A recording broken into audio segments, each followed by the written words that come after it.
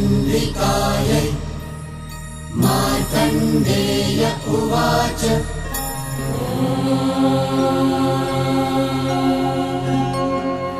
यद्गुह्यं परमं लोके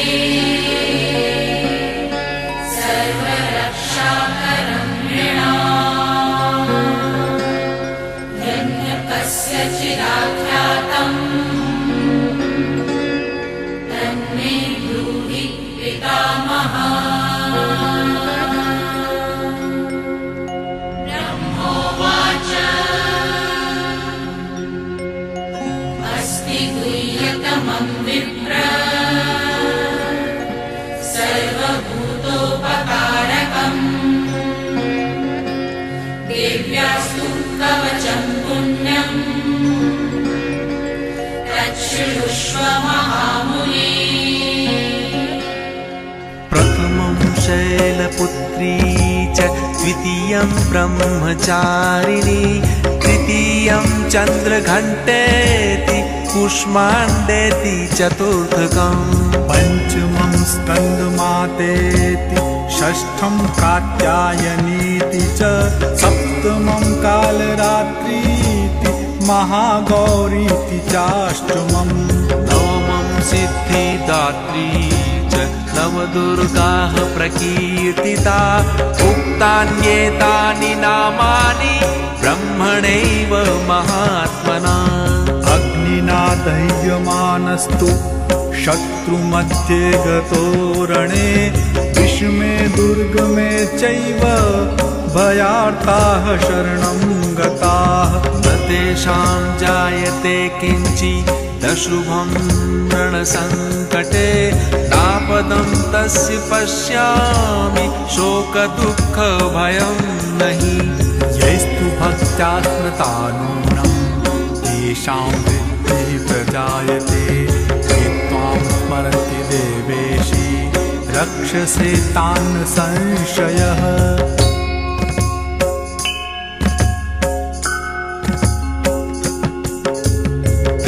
संस्था तु चामुण्डा वाराही महिषासना ऐन्द्री गजसमारूढा वैष्णवी गरुडासना माहेश्वरी वृषारूढा कौमारी शिखिवाहना लक्ष्मीः पद्मासना देवी पद्महस्ता हरिप्रिया श्वेतरूपधरा देवी ईश्वरी वृषुवाहना ब्राह्मी हंस समारूढा सर्वाभरणभूषिता इत्येता मातरः सर्वाः सर्वयोगसमन्विताः नानाभरणशोभाढ्या नानारत्नोपशोभिताः दृश्यन्ते रथमारूढा देव्यः क्रोधसमाकुला शङ्खं चक्रं गदां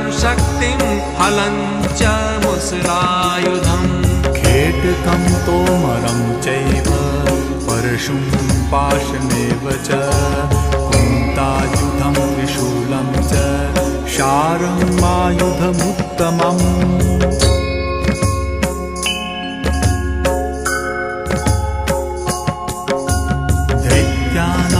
देहनाशाय भक्तानां भयाय च धारयन्त्यायुधानित्थं देवानां च हिताय वै। नमस्तेस्तु महारौद्रे महाघोरपराक्रमे महाबले महोत्साहे महाभयविनाशिनी त्राहि मां देवि दुष्प्रेक्षे शत्रूणां भयवभिनी प्राच्यां रक्षतु मामैन्द्रि आग्नेयामग्निदेवता दक्षिणे वतु वाराहि नैऋत्यां खड्गधारिणी प्रतीच्यां वारुणी रक्षेत् वायव्यां मृगवाहिनी दिच्यां पातु कौमारी ऐशान्यां शूलधारिणी ऊर्ध्वं ब्रह्माणि मे रक्षे दधस्ताद्वैष्णवी तथा एवं दश दिशो रक्षे चामुण्डाशवाहना।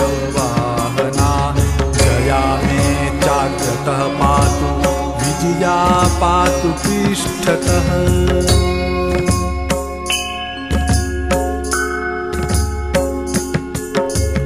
अजिता वाम पार्श्वे तु दक्षिणे चापराजिता शिखामुद्योतिनी रक्षे धूमामूर्धनि व्यवस्थिता। मालाधरी ललाटे च भ्रुवौ रक्षेत् यशस्विनी त्रिनेत्रा च भ्रुवोर्मध्ये यमघण्टा च नासिके। शङ्खिनी चक्षुषोर्मध्ये श्रोत्रयोर्द्वारवासिनी कपोलौ कालिका रक्षेत् कर्णमूले तु शाङ्करी। नासिकायां सुगन्धा च उत्तरोष्ठे च चर्चिका अधरे चामृतकला जिह्वायां च सरस्वती। दन्तान् रक्षतु कौमारी कण्ठदेशे तु चण्डिका घण्टिकां चित्रघण्टा च महामाया च तालुके। कामाक्षी चिबुकं रक्षेत् वाचं मे सर्वमङ्गला ग्रीवायां भद्रकाली च पृष्ठवंशे धनुर्धरी।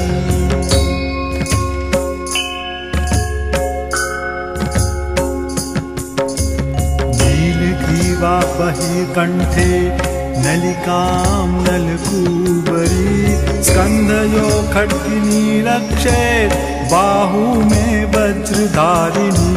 हस्तयो दण्डिनी रक्षेदम्बिका चाङ्गुलीषु च नखाञ्चूलेश्वरी रक्षेत् कुक्षौ रक्षेत् कुलेश्वरी। स्तनौ रक्षेन्महादेवी मनः शोकविनाशिनी हृदये ललिता देवी उदरे शूलधारिणी। नाभौ च कामिनी रक्षेत् गुह्यं गुह्येश्वरी तथा पूतना कामिका मेढ्रं गुदे महिषवाहिनी। कट्यां भगवती रक्षेत् जानुनी विन्ध्यवासिनी जङ्घे महाबला रक्षेत् सर्वकामप्रदायिनी। गुल्फयो नारसिंही च पादपृष्ठे तु तेजसी पादाम्बुलीषु श्रीरक्षेत् पादाधस्तलवासिनी।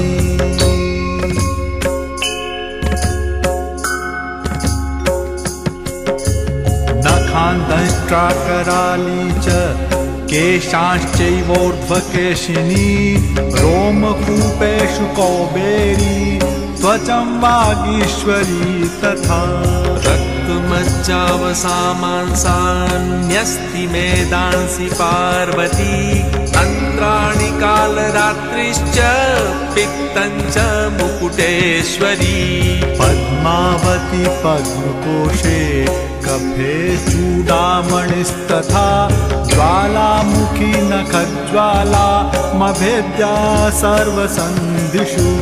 शुक्रं ब्रह्माणि मे रक्षेत् छायां छत्रेश्वरी तथा अहङ्कारं मनोबुद्धिं रक्षेन्मे धर्मधारिणी। प्राणापानौ तथा व्यानमुदानं च समानकं वज्रहस्ता च मे रक्षेत् प्राणं कल्याणशोभना। रसे रूपे च गन्धे च शब्दे स्पर्शे च योगिनी सत्त्वं रजस्तमश्चैव रक्षेन्नारायणी सदा।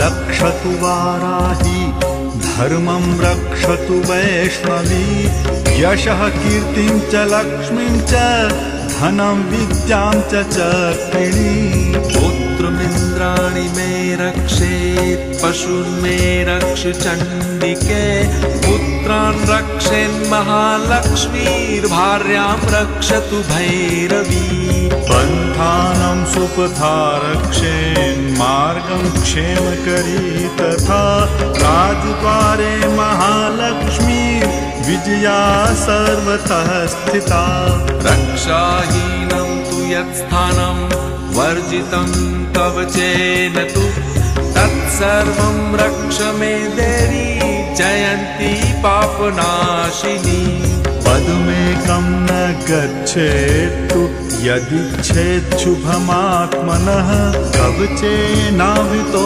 नित्यं यत्र यत्रैव गच्छति तत्र तत्रार्थलाभश्च विजयः सार्वकामिकः यं यं चिन्तयते कामं तं तं प्राप्नोति निश्चितं परमैश्वर्यमतुलं प्राप्स्यते भूतले पुमान्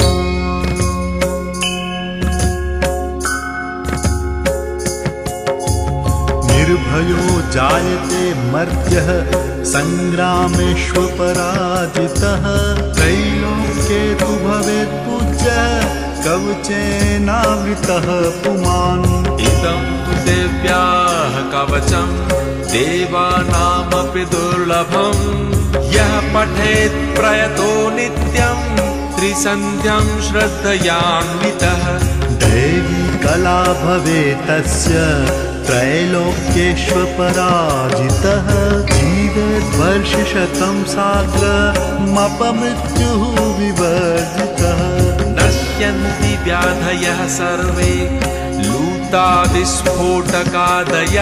स्थावरं जङ्गमं चैव कृत्रिमं चापि यद्विषम् अभिचाराणि सर्वाणि मन्त्रयन्त्राणि भूतले भूचराः खेचराश्चैव जलजाश्चोपदेशिकाः सहजाः पुञ्जामाला डाकिनी शाकिनी तथा अन्तरिक्षचरा घोरा डाकिन्यश्च महाबलाः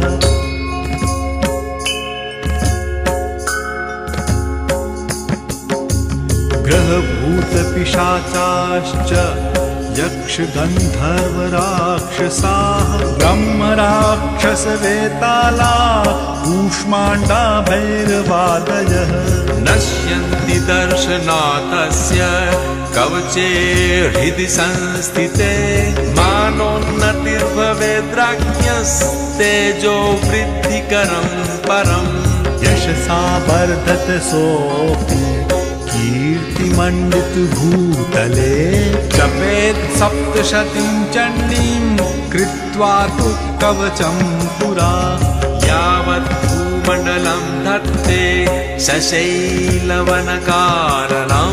तावत् तिष्ठति मेदिन्यां सन्ततिः पुत्रपौत्रिकी देहान्ते परमं स्थानं यत्सुरैरपि दुर्लभं प्राप्नोति पुरुषो नित्यं महामाया प्रसादतः लभते परमं रूपं शिवेन सह मोदते।